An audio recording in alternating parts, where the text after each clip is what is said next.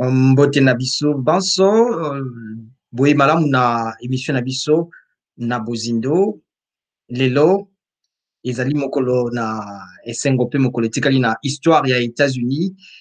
Joe Biden République démocrate a commis lelo 46e président ya États-Unis a nasima na makambo manso elekaki mokili eninganaki mais surtout États-Unis na kokoso ezalaki sima na maponami ekasi makambo masalami malamu ntango tozopesa bino émission oyo nakanisi tozolanda na VOA milulu nyonso bazali kosalama nano esili te ezali kokoba mpona émission oyo toyambi moko na baye batalaka makambo etali kimia résolution à conflit kimia pe prévention ya génocide to pe abitumba makasi eza na raison parce que na États-Unis bato nyonso babangaki toyebi le 6 janvier mbu oyo eyoma esalamaki ata na congrès balandi ya président ya kala tokoloba déjà président ya kala po abimi déjà na bokonzi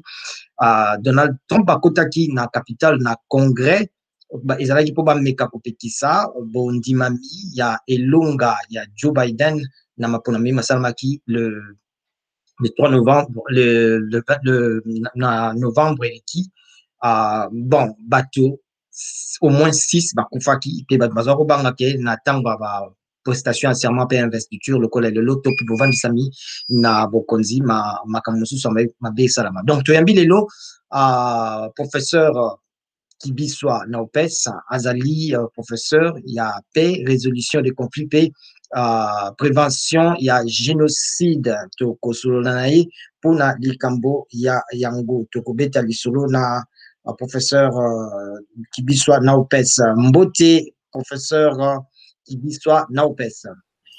Mbote ndeko edi esango pe matondo ko benga ngai na solo na yo mokolo ya lelo.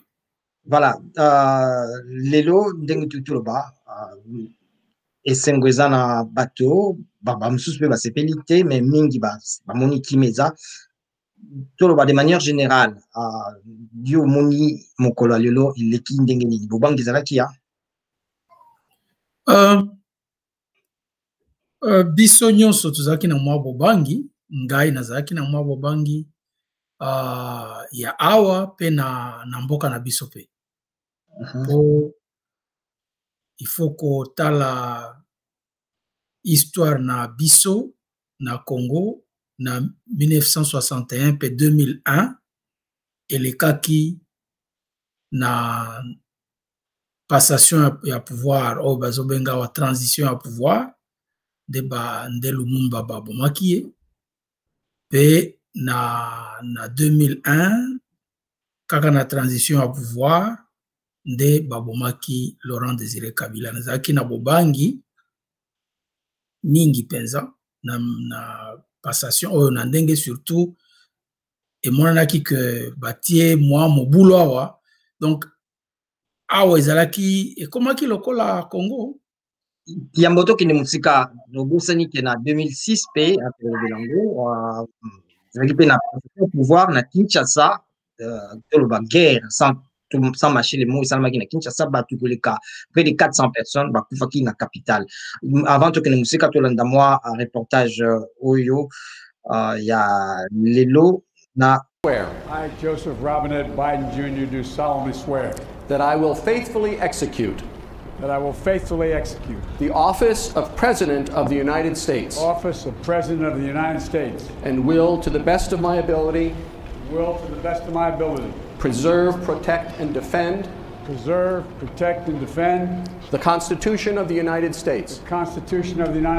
So help you God. So help me God. Congratulations, Mr. President.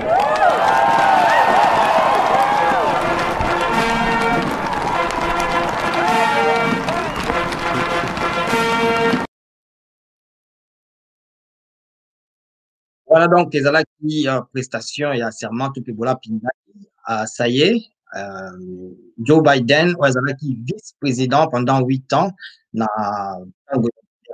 Barack Obama depuis 2004 et 2000 Bouitan a commis l'élo 46e président il y a États-Unis. Hollandi, mais il y a Nasima Kola Pandai Joe Biden a salaki discours na ye à lobby azala président atunions tu as voté qui na voté qui était kasi mingi penza asengi kimia na mboka lobby esengeli bato bazonga na bomoko e yango wana nde akosala yango na kanti olandaki mwa discours na ye mpe yo avi na yo eza ndenge nini ndio nini omonaki yango discours na ye ezali malamu mais mingi ezali pona ba américain il faut que ba congolais bayebaka que Biden azali moponami ya ba américain azali moponami ya bango te azali moponami ya ba africain te azali moponami ya ba américain pe souci na ye ndenge ba américain bakabwani mingi na likambo oyo ya bokonzi na oyo uti na nini na makambo Donald Trump aza kolekisa na kati ya media partout ke bayibi ye bokonzi atie amipesi mokano ya kotia lisusu ba-américain lisanga moko pe il faut asala yango parce que soki otali na Sénat déjà bazali 50-50 ndenge tolobaka kuna epai na biso donc bazali 50 démocrates 50 républicains ça veut dire que kuna po ba décision eleka il faut toujours kosala makasi nyonso ezala o babengaka bipartisan donc ezala ya bango parti nyonso mibale bato bayokana parce que bakozala nombre moko il faut musala moko esalema po balekisaka makambo balingi balekisa kaka moto akosala différence ekozala vice-présidente Kamala Harris tango ye moto akopesa mwa différence mais ekozala musala makasi il faut à réconcilier ba américain mais tout le monde déjà ba poser moi ba acte na ngambo nyonso ya kolekisa ke bazoluka kimia bon lelo na tongo ya yambo aya kosala kola pandai président Joe Biden lokole ezaka na bomesano azalaki na prière azalaki na messe mais abengisaki ba républicain et puis ba républicain pe ba répondre même na cérémonie na ya prestation à serment ata Donald Trump azala quitté bon ce n'était pas nécessaire azala mais tout le monde est quand même que Mike Pence azala qui bon au moins que ba républicain ba kundima ko pesa ye maboko kimi ekozala na mboka ya liboso na ndenge na nga ya kotala makambo na États-Unis en principe bato ya réconciliation ya ko luka kimi ezala ba républicain il faut bazala bato ya liboso soko moni Mike Pence tango balobi na ye o bato balingaki absolument balongola ye avant que alongwa normalement balingaki Mike Pence akende ko longola na bokonzi Donald Trump mais au moins ndenge Mike Pence asalaki alobi na kosala ndenge wana te pona lingi te ke bato bakabwana ya mingi liboso Donald Trump asengaki ye alanda nzela na ye donc alingaki Mike Pence alanda nzela na ye mais Mike Pence encore lokola moto ya pe alobaki na ye moyen asala ndenge wana eza te faut nasala kaka ndenge mibeko elobi donc on moni que il a fait un peu le médiateur même si lorsqu'on est extrémiste la médiation parfois n'a pas beaucoup d'impact mais on moni quand même que ba républicain ba répondre parce que bango nyonso baza na souci ya réconciliation wana. Donald Trump azali o babengaka na français président atypique. Azali penza républicain ya solo te, mais ba républicain parce que azalaki na ba quelques affinités bandimaki ye et puis ba commissaire leader na bango, mais mingi kati na bango sikoyo baza ko regretter bamusu bazoloba po parti na biso ekoma bien po ebeba te po na Trump il fallait kaka tolongola ye. Mais tant que Zoloba, ils ont quand même la procédure moko qui vient impeachment. Ils ont contre Trump, bah ça là qui en gros depuis mercredi passé, bah butaki que Trump a le cas na kosamba pour na yoma bah balandi bah ça là qui bah to 6 personnes donc bah to moto bah kufaki na congrès tant bah yaki ko luka ko pekisa te bah kelimibe ko bandima et lunga ya Joe Biden.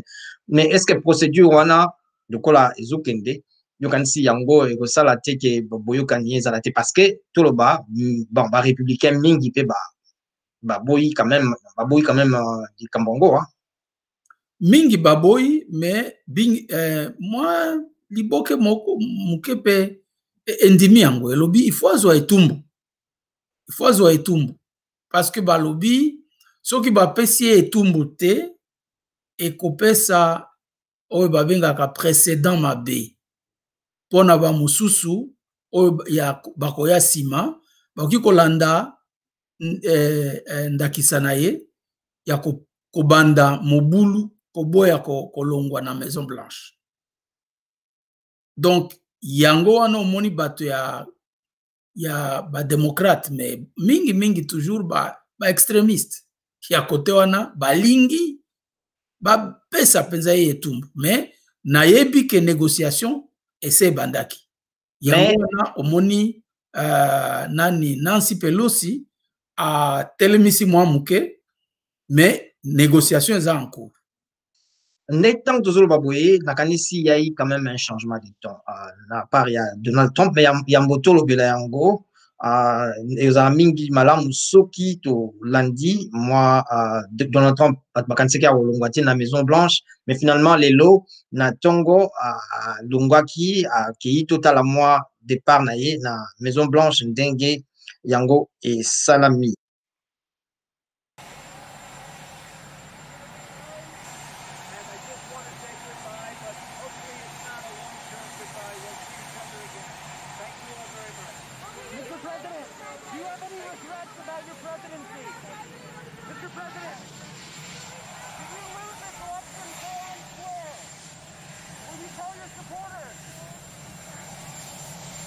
Donc Donald Trump a tiki Maison Blanche a zui hélicoptère naye a keyi na aéroport a zui pepo ya mokonzi mboka peut-être pour la dernière fois Air France One pe a keyi na Floride na état Floride pa wapi a kozala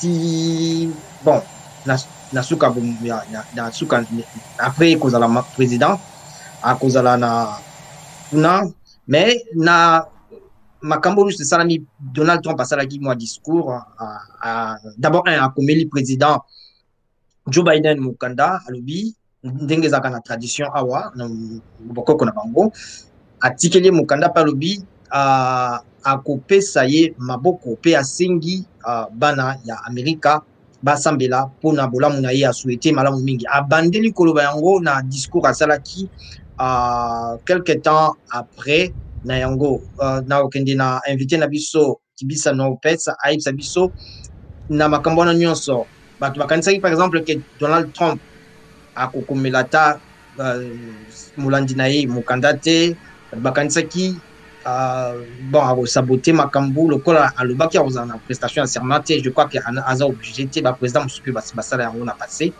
Est-ce que le canisi changement y a temps denga lobby a zaliwana pour collaborer pour aider puis à singi bana ya America basunga Joe Biden basambela même pour na pour kende malamu ezati changement à ton pays comme matimia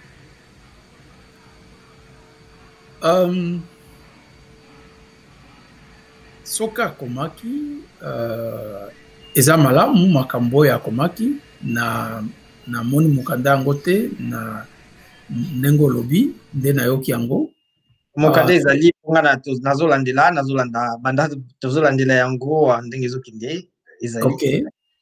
Donc eza malamu na ye wana nga moko nazopesa yango.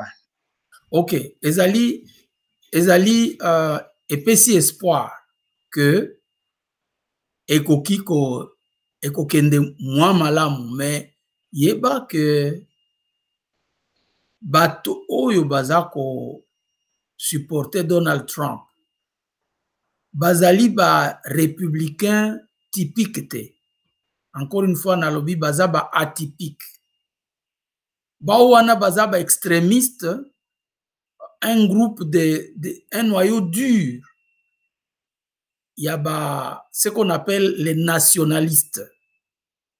Et pas na biso terme nationaliste to ilizaka yango mingi, mais to yebaka te connotation na yango et pas ba mindele na poto ou bien en Amérique eza négative.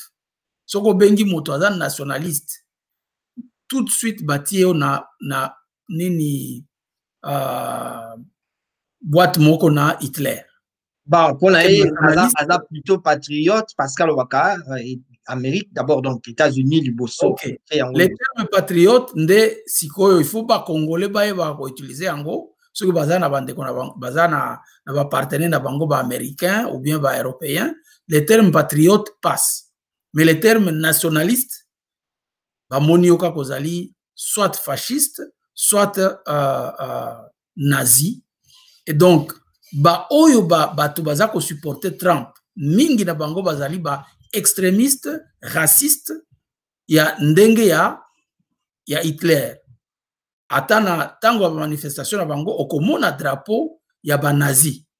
Or ba tata wana négociation pa na bango parfois et ça la keloko te. Donc ça veut dire que Trump peut décider de changer de ton, mais base na wana noyau dur ya base na wana ba extrémiste, ce n'est pas sûr que bakolanda.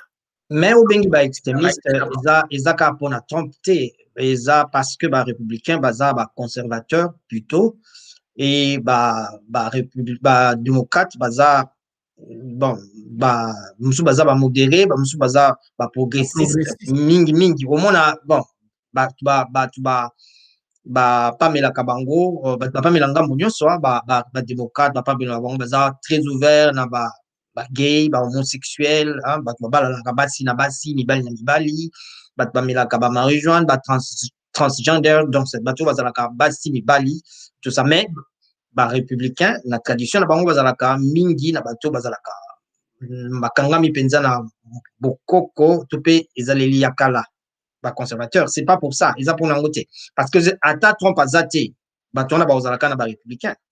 Oui, au lobby solo, kasi ezala na côté républicain, ezala na côté démocrate, biso na tango total ka makambo ya résolution des conflits, de deux côtés, les deux extrêmes sont mauvais. Si vous êtes trop conservateur, c'est mauvais. Si vous êtes trop libéral, trop progressiste, c'est aussi mauvais. Or, la plupart des fois, on a vu que bato yo bazali trop conservateur, bakendaka na côté ya racisme, bakendaka na côté ya oyo babengaka ba white supremacist. Omoni po bazako benga ba Ku Klux Klan, ba extrémiste à côté nyonso mibale baza dangereux. Côté ya paix, bango nyonso baza dangereux. Les balobaka toujours mboka pona kokamba yango, il faut kokamba yango na katikati. Ndambo boye o avancé. Mais soki ozaka na ngambo na yo tambolaka malamu te. Nangi to sala mo comparaison. États-Unis ont secoué bord nyonso to pe côté nyonso etelemi surtout na tango d'élection mais soki tozwi tosali parallèle na situation ya Congo tomonaki Congo jusque là pesa sekoye après baélection esalama topesi baélection ebele mais surtout ya mbala oyo na tomoni ti lelo par exemple eza conséquence ya baélection bazoba union sacrée mais tala mboka ezoningana quand même omoni bakatange bazoloba bakabwana bon côté mosusu mpe bazoloba est-ce que yo moni eza situation eza ndenge moko mpe solution nini ekoki komema kimia ezonga tomoni que par exemple ici awa président ya Joe Biden alaki kosala nyonso mpo kimia ezonga abi ozala président bato nyonso mpe akotravaille mingi mpona bato kutu baputan ki ete ok mbala ya liboso toyeba ke situation ya Congo na situation ya États-Unis eza ndenge moko te ezali erreur kotia biso nyonso donc Congo na États-Unis na kati ya liboke moko c'est une erreur. Deuxièmement, na côté ya attitude soko zwi oyo président Tshisekedi na oyo président Biden baza nango moko na moko azali na oyo ya yeba oyo tobengaka na français ba défi à relever ezali okoloba nyonso ezali ndenge moko kasi vraiment ndenge moko te epa na biso ezali bitumba ya mandoki nde ezali pe eza bitumba oyo eza koleisa bato ezala bato ya Congo ezala bato ya bamboka bapaya donc bango po batika yango ekosenga eleki makasi ya na influence ya président Tshisekedi.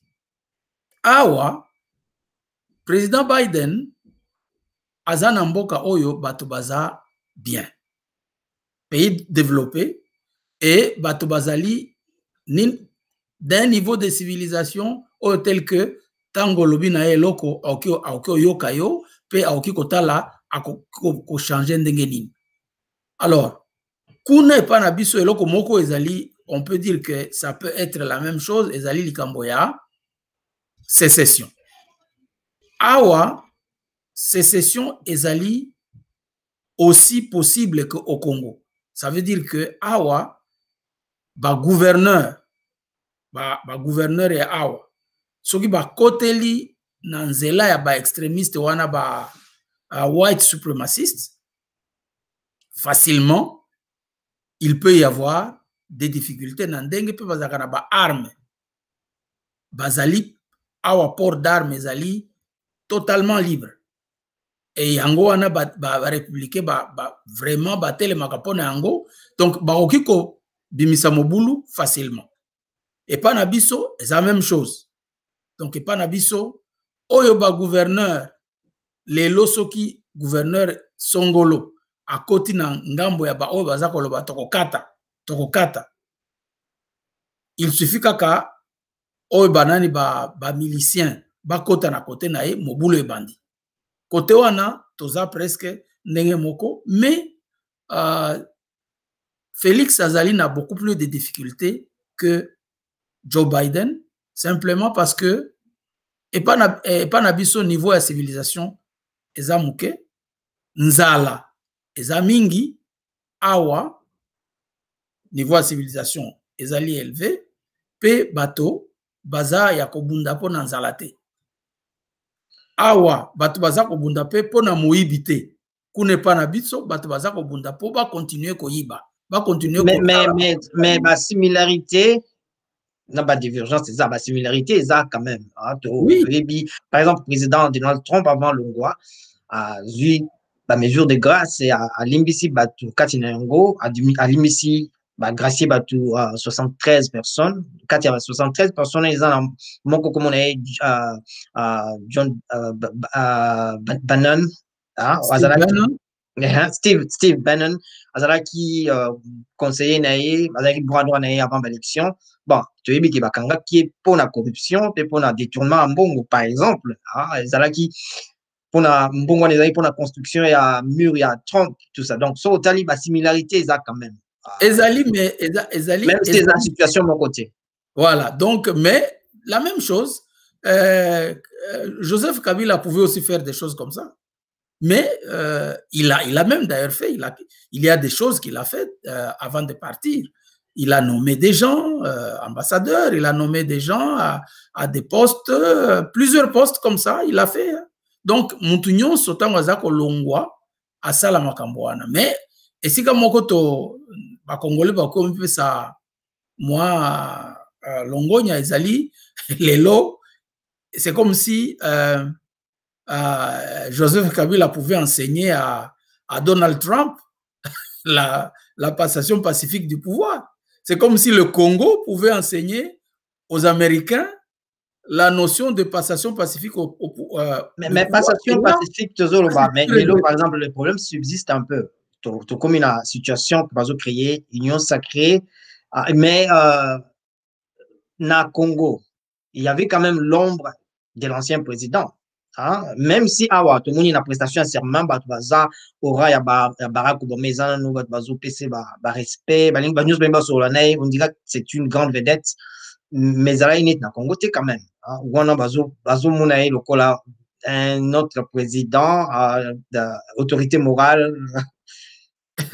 Tala, c'est ça les éléments de différence. Et pas na biso, na Congo, d'abord, Batunios Balobi, aza moto oyo, aponamaki na ye président, yakala, aponamaki na batote. Alors, ça c'est une première difficulté, même si ici, nani Biden, nani Trump alobi, bayibaki bokonzi nangai, bayibaki ba vote nangai, mais ezali Trump te moto a parrainaki Biden, comme on dit chez nous, c'est Joseph Kabila qui a parrainé Félix Tshisekedi. Une très grande différence.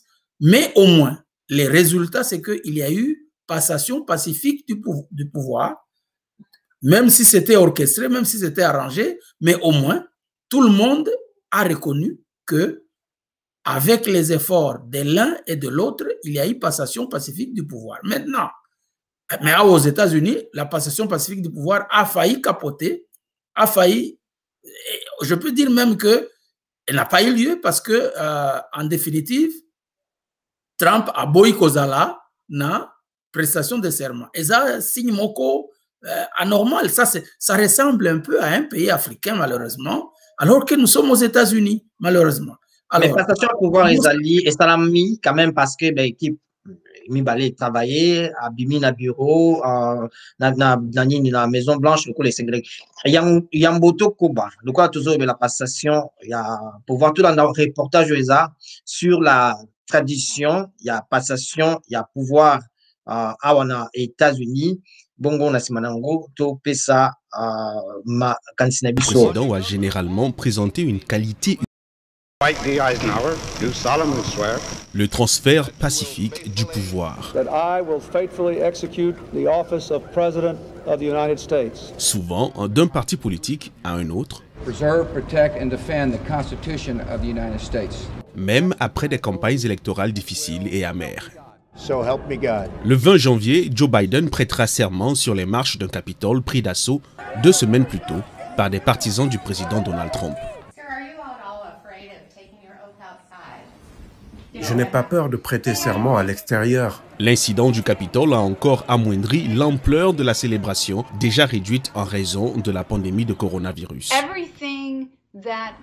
Je pense que tout ce que la plupart des Américains attendent d'une investiture pourra être accompli et aura lieu le jour de l'investiture.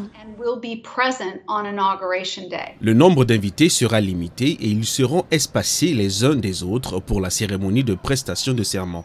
Biden supervisera une procession militaire pour renforcer l'idée d'un transfert pacifique du pouvoir. Avec les anciens présidents Barack Obama, George W. Bush et Bill Clinton, il se rendra ensuite au cimetière national d'Arlington pour un dépôt de gerbes sur la tombe du soldat inconnu. Je suppose qu'il n'y aura probablement pas de gigantesque défilé inaugural sur Pennsylvania Avenue.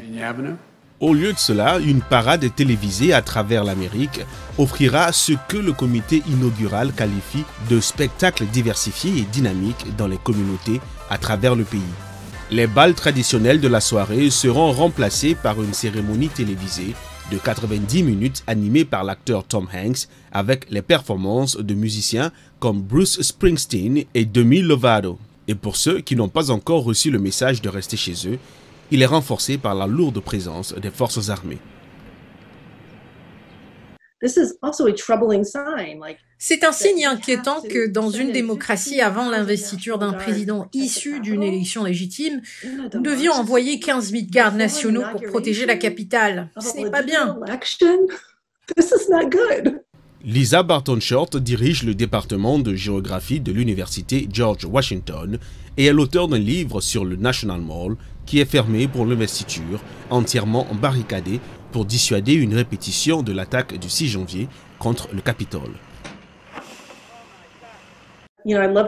J'adore être à l'arrière du Capitole et regarder la grande étendue du mall. C'est juste un de ces points de vue qui dit simplement voici un paysage où vous pouvez lire qui nous sommes en tant que citoyens de ce pays. L'investiture sera encore moins animée en raison du manque de personnes présentes. Et c'est vraiment triste. Lorsque Biden sera investi mercredi à midi, il deviendra le 46e président des États-Unis.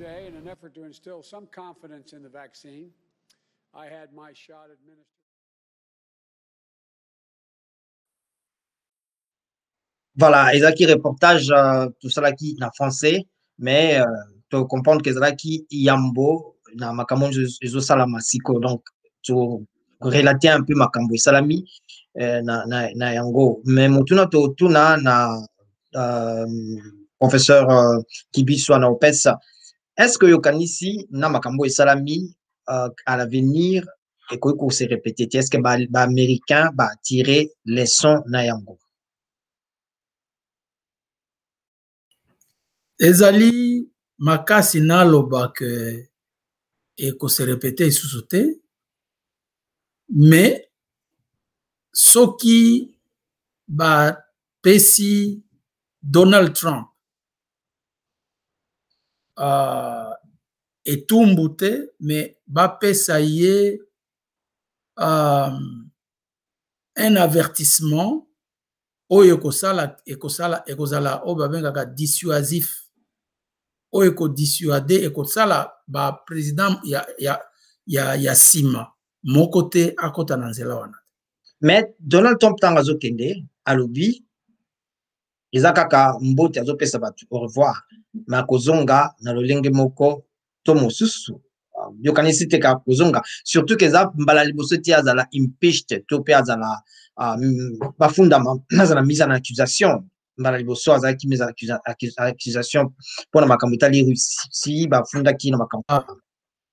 Barépublicain mingi bakondima yango te, yango wana kutu mingi na bango balobi wana oyo image ya Donald Trump ezali image ya parti républicain. Ça veut dire que soki a forcé pour azonga na kati ya compétition na Maison Blanche, parti républicain ekobeba ekozala divisé en deux, lokola parti démocrate ezalaka divisé en deux na période ya Ross Perot.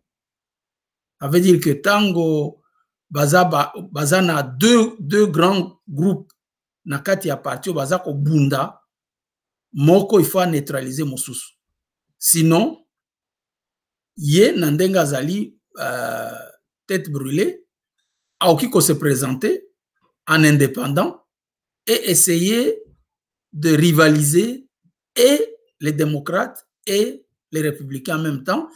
Ça aura un résultat boye.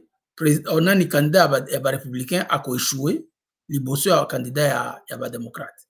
Alors, je ne suis pas très sûr que les républicains vont permettre yango na kutu. Il y en a au bazolo non, Trump il faut azoa etumbu. Soka azoa etumbu te, akobe bisela biso parmi ba etumbu ezali ko interdire accès aux fonctions publiques prochaines, de sorte que tango aye alingi a présenter candidature na ye et kondimama te. Est-ce que ça te démocratie, surtout démocratie, il y a Amérique et la qui ba limite na yango, surtout que depuis quelques temps ils ont Donald Trump te bato ba beta katembe na ndenge mapona misala maka bato ba votaka eza démocratie mais ba votaka penza président ba votaka ba grand électeur ba ki ko voter mais ça peut clair te bon ba na état moko ceux qui ba grand électeur baza 19 toloba par exemple pour ilandaka mutango et tout cas topé état moko na moko za nango donc ceux qui moto a gagné na état wana ceux qui zala qui 19 et les grands électeurs a gagné par exemple toloba 9 ou bien 10 sur 9 ou 11 sur 9 à 19 on a voté pour naïe donc c'est moi déséquilibre est-ce que ezate tango ya ko bandela ko kanisa tope ko bandela ko sala démocratie tope ko sala système mosusu ekozala makasi po ba américain ba longola système na bango wana eza bango moka nde baza na système wana na monde mobile oya ba grands électeurs ya ndenge na Afrique du Sud basa la ba grands électeurs mais ndenge eza parlement nde evotaka président Afrique du Sud. Mais ezalité nandengo ezalakawa winners takes all, non? C'est ezaka bango mais na monite bango ba okende kote kunate. Ezape fonctionnement ya système te nde ezali réellement en cause.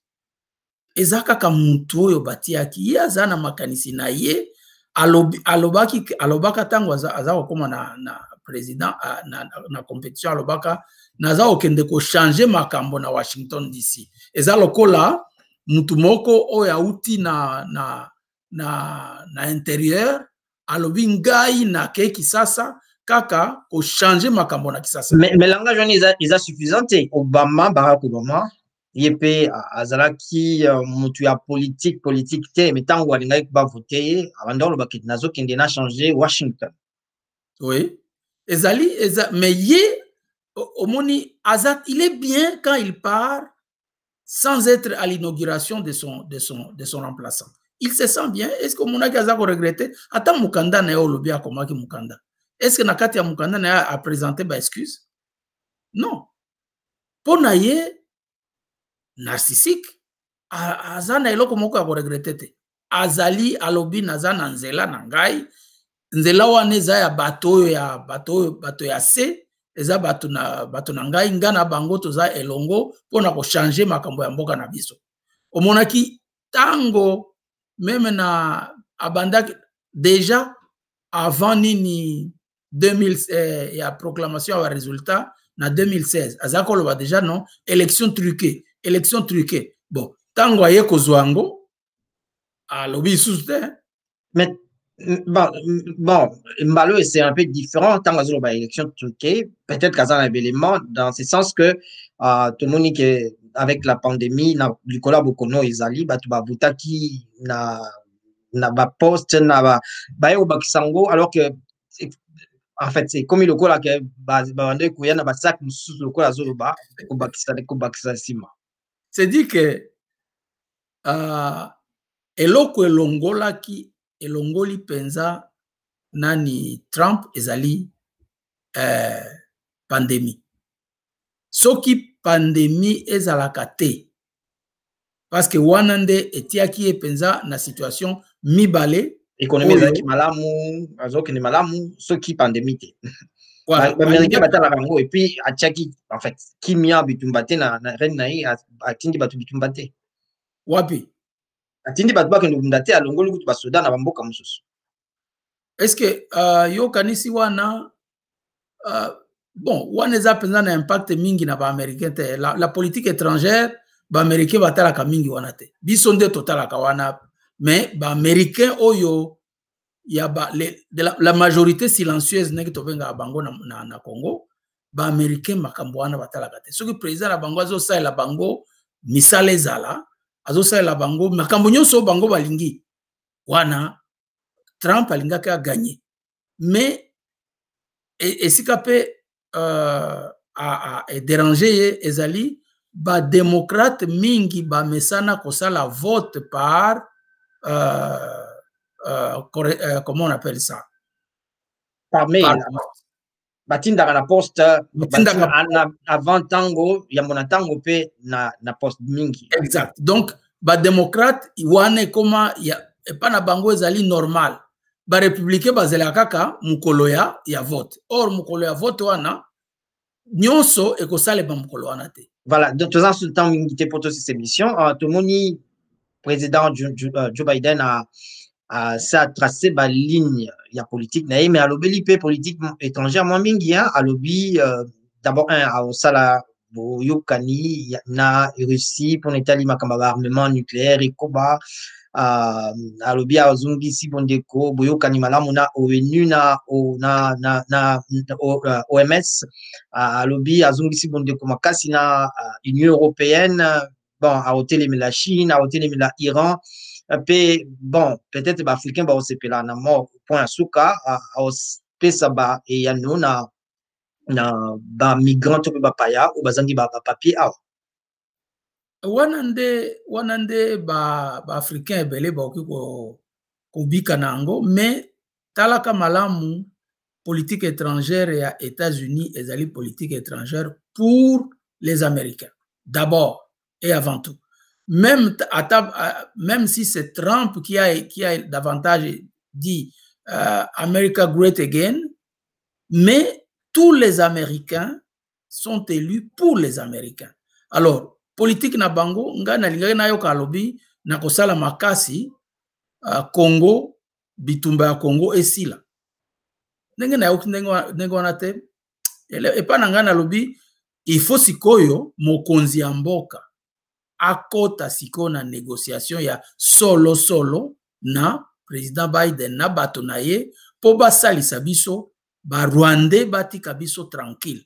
Mais est-ce qu'ils ont déjà été coopération tout le monde na cadre ya PP fort PP donc tout ça na prospérité makamonios bazo la coopération entre États-Unis na Amérique depuis président Félix Tshisekedi aya est-ce que au moins te na nzela malamu ekokoba te na ebite soko moni lo moko ya solo partenariat privilégié pour wanezaka munoko pour la prospérité edi wanezaka na munoko so moni eloko moko na moni baza formé ba soda ya Congo awa bon bazo pesa bango entraînement penza ya munene te mais pour la droit de l'homme, pour l'administration, pour la makamusus quand même.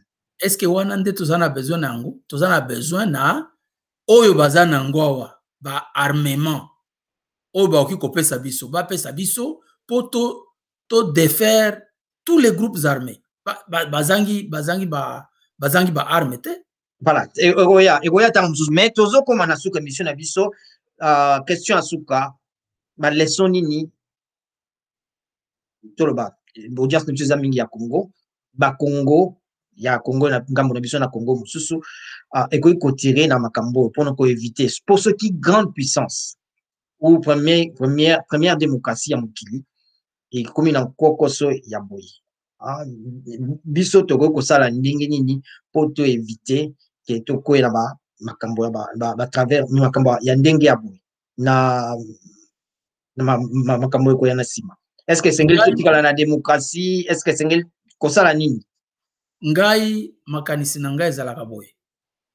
Démocratie o ya biso toza nango ya ko copier kopia ya biloko yo ezali na ndenge na biso te eza démocratie ya malamu te. Démocratie o ekoki na biso ezali démocratie de solidarité. C'est-à-dire au lieu que tozala kokabola ba poste parce que yango nde ezali préoccupation ya ba Congolais. Congolais azana idéologie te. En tout cas ceux qui ont de l'idéologie baza très peu pe ba appliquer kango te. Donc mutu nyonso ndenge l'État kaka nde azana nani na mbongo mutu nyonso alingi a se retrouver na kati ya gouvernement na kati ya gouvernement est à la nationale, est à la provinciale, mais il faut, et ça, les mapas, na côté local. Ou ba chômeur nyon sur ba parti politique. Il fallait pas faire ça bango misala na ba gouvernement locaux, yango wana ba élection locale, il fallait esalema, puis il faut esalema même avant les élections prochaines. Basa l'élection, ba on nyon so ça la biso mobulu, mutu na mutu azala na place na ye moi quelque part, il faut so kaza na Luozi, so kaza na Bolobo, so kaza na Kamituga kuna, so kazali ba kotika bato tranquille parce qu'ils sont à la base, na niveau provincial, bah PCP bango ba kopesa, mais résultat élection ezalate que oyo a zui ye kaka motokaza na gouvernement te. Résultat élection ezalande epesa clé à répartition à ba poste ba tunyonso bazala na gouvernement. Même ba obaza ko mibenga ba opposant. Nyonso mutu na mutu alingi aza na gouvernement. Est-ce que mais na mozolo bana pour tout comme na suka penza yangwante izo sala masiko l'élection salamaki majorité bimi mesiko yo na idio zolo bana basali union sacrée mais union sacrée tout le monde peut pas être commis ba tunyo so baya mais commis nango bakamba bitumba ba poste eza ngote. Non, tout simplement parce que union sacrée et bandaki na moi quelque chose de ce que je peux appeler un peu de triomphalisme. Bato ya parti ya mokonzi ya mboka, il faut qu'au conseiller bango batika triomphalisme babanda komikitisa pe ko négocier na ba mususu makambo ba déclaration ebele na télévision c'est pas ça qui conduit le pays. Il faut tozala na ba capacité ya ko approcher bato pe ko négocier na bango ko zua tu penses que aujourd'hui si il n'y avait pas ces fissures-là, on ne pouvait pas aller facilement na kati ya union sacrée wana. Au moment qui yomoko bato bandaki déjà ko s'activer, bango nso baza okutana, pe ba ko zwa solution. C'est quoi il faut ko zwa bato ba ko convaincre. Mais bato nyonso te ba kekuna. Il y a quand même encore des frustrations. Mais pourquoi l'élection aux arrêts salami soki nasima les sengeli ko sala tout ça là. Justement, par exemple, le groupe c'est Tikali Libanda. Conception na élection ezali ba mususu ba moko ba kota na gouvernement ba mususu ba Tikala Libanda. Na lobi wana te. Wana ekoki na biso te. Il faut toluka ndenge nini bato nyonso bazala na gouvernement, ezala national, ezala provincial, ezala local, pe na ba poste mususu entreprise et consort ndenge bazo sala, mais bato nyonso. Kotia oya. Dans ce cas, pourquoi pour ça l'élection? Pourquoi? Justement, les élections, c'est pour juste déterminer la clé de répartition des postes dans les différents endroits où les postes peuvent être distribués. À ce moment-là, on n'a pas besoin des gens qui vont rester en train de crier pour rien. Tout le monde est là, mais maintenant, il faut savoir frapper les voleurs. Il faut frapper les corrompus et les corrupteurs, les frapper et alors sérieusement. Voilà, merci beaucoup, professeur Kibiswa Nopest. To Yambaki, Yona cadre ya Yozamola Kisi, pour Italie Kimia, Boluki Kosukisa, Matata, Topi Bitumba, Pekopikisa, génocide. Donc, professeur en paix, résolution des conflits, paix, prévention des génocides. Izalaki, émission Nabiso to Sali, pour la inauguration, Topé. Investiture te pe botia mina ebonga ya mokonzi ya États-Unis. Joe Biden a commis 46e président ya États-Unis lelo sima na kola pandai pe sima na kozwa bokonzi ezalaki mokona esengo lelo. Donald Trump a tiki bokonzi a keyi na Floride bato mingi babangaki bakanisi lokola mobulu esalamaki le 6 janvier po balandi na ye bakotaki na congrès pona komika kopekisa bondimami ya bilembo makambo mabe kosalema uto le 6 janvier wana na Washington awa esika tozali ba soda pe garde nationale ba yindisi balabala bokingi ezali d'ailleurs milulu esalami lelo esalami lokola esalamaka te bato bazalaki kaka moke raison principale ezali mpona koboya matata wana tondi bino botondi na kolanda programme na biso na bozindo ezalaki bongo botiami na ebonga to bovandisami na kiti na bokonzi ya 46e président ya États-Unis Joe Biden na vice-présidente na ye Kamala Harris oyo azali moyindo pe mwasi ya yambo akomi vice-présidente tozwi ntongo akolobela ye mingi mpenza te tokolobela ye na émission ekoya topesi merci na bino pe na invité na biso ezalaki wa bino Edi Isango tukutani